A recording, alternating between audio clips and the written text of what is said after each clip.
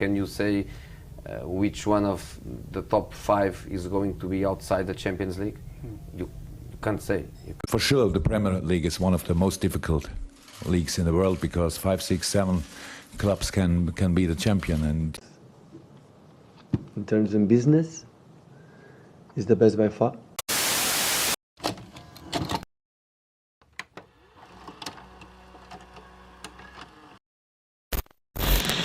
The Premier League is undoubtedly the most popular football league in the world, with some of the best players, managers and historic clubs in the game.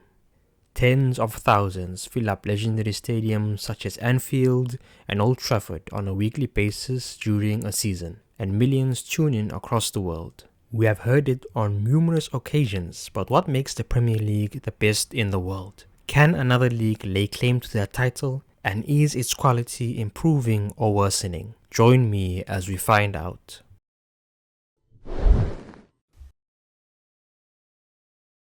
In terms of league popularity, every dog has its day. In the 90s and early 2000s, it was Serie A in Italy.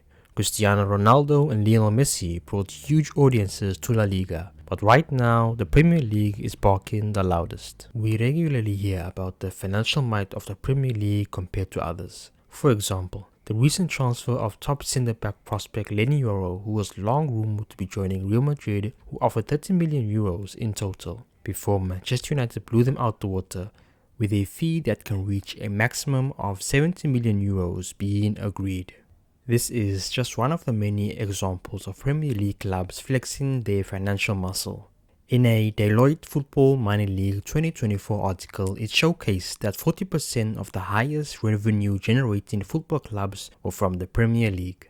And according to the Business Times, Premier League clubs' revenue in the 2022-2023 season grew 11% to top £6 billion for the first time.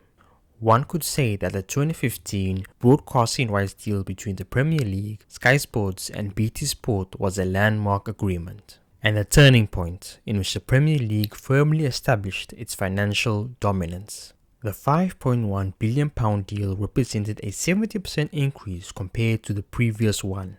Clubs benefited immensely from the increased revenue, as the financial windfall allowed even mid to lower table clubs to compete for top talent and invest in their facilities. These billion-pound deals has solidified the Premier League's position as the market leader in football broadcasting. Another title that the Premier League is given is that it is the most competitive league in the world, in which anyone can beat anyone on any given day. One example of this is last season, when newly promoted side Luton Town pushed several top 6 sides to their limit at the Hatters' home ground, Kenilworth Road. This competitiveness is just as fierce at the top of the table, as we've seen over the past few years how Liverpool accumulated 97 and 92 points to only finish a point behind Man City in the 18-19 and 21-22 seasons respectively. This competitiveness can bring about great entertainment. Before the 2023-2024 season began, the Premier League introduced new directives on timekeeping, which led to a rise in added time at the end of each half. The new rules led to a 77.3% rise in goals scored beyond 90 minutes, and in turn setting a new record for goals scored in a Premier League season at 1,246. An extra 162 goals scored compared to the previous record set in 2022-2023. These stats emphasize the fact that the game is never truly over until the final whistle. The increased competitiveness of the Premier League can be attributed to the presence of top-class players and coaches throughout the league. These quality players can be identified at each level in the Premier League table. Lower down, Nottingham Forest contain players like Morgan Gibbs-White, Taiwo Awoniyi and Callum Hudson-Odoi. In mid-table, there are players like Anthony Robinson, Dominic Solanke and Eberechi Eze playing for Fulham, Bournemouth and Crystal Palace respectively. In the European places, you have top clubs like Chelsea and Tottenham, who didn't even make the Champions League as Aston Villa broke through to the top 4 with top quality forward Ollie Watkins and defenders like Ezri Konsa. And at the top of the league, they need no introduction. The same can be said for the density of quality managers in the Premier League. Even though Luton Town eventually got relegated, I have to commend the job that manager Rob Edwards done in the way that he set up his team to try and achieve safety relative to the quality he had. Oliver Glasner has done a phenomenal job at Crystal Palace since his arrival in February of this year. Unai Emery was arguably the best manager of the 23-24 season as he led Aston Villa to their first Champions League finish to end a 41-year wait. And once again, those at the top do not need any introduction, as Pep Guardiola helped Manchester City reach the historic achievement of winning 4 league titles in a row.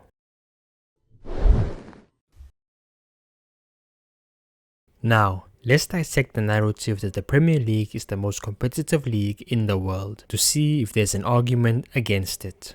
The era of dominance that Sir Alex Ferguson oversaw at Manchester United is generally thought to be a tall order for anyone to replicate. But Manchester City and Pep Guardiola have made a great attempt, as they have won numerous domestic trophies, the Champions League, and most recently 4 league titles in a row. We regularly refer to leagues such as the Bundesliga and Ligue 1 as former leagues, with regards to their quality and how 2 teams in particular, Bayern Munich and PSG, strolled to winning league title after league title. But when the 24-25 season begins on the 16th of August, Manchester City will be favourites once again to win a 5th consecutive league title. So should we begin to use the moniker of Farmers League in the Premier League? And can we really call it the most competitive league in the world when the current champions that have won 4 in a row are favourites to make it 5? The Premier League is known as the best league in the world, and as a byproduct it should have the best players in the world, right? Well, it's a bit nuanced when we unpack everything. In terms of density of good players throughout the league and the league as a whole, the Premier League has a strong case. As we've mentioned earlier, the quality available at different levels in the Premier League table is quite hard to match. But with regards to the superstar level talents, can the Premier League confidently say they have the best players in the world, when the last Premier League player to win the Ballon d'Or was Cristiano Ronaldo in 2008? The player widely thought of as being the best in the world, Kylian Mbappe, left PSG on a free and had his pick of all the top clubs in Europe and ultimately chose Real Madrid. Now, an argument could be made that the Premier League have their very own superstar in Erling Haaland, who continuously breaks goal-scoring records, but besides him, who is there really? Another argument against the Premier League being the best in the world is Premier League clubs' performances in Europe compared to others. They are known to regularly reach the Final Four of European competitions, but don't go all the way, unlike Spanish clubs. For example, Spanish clubs have won the Champions League 11 times since the year 2000, with Real Madrid dominating. And in the Europa League, Spanish clubs are top again, as they've won it 12 times since the year 2000, with Sevilla dominating on that end. So in modern club football, when it's time to crown a champion of Europe, the winner is usually Spain.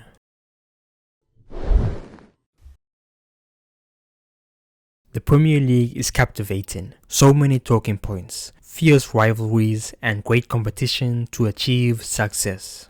After a work week during weekends, we go and support our respective clubs in the hope of victory and jubilation. People don't care which league generates the most revenue, the Ballon d'Or winners since 2008, or if Sevilla got worse players than West Ham.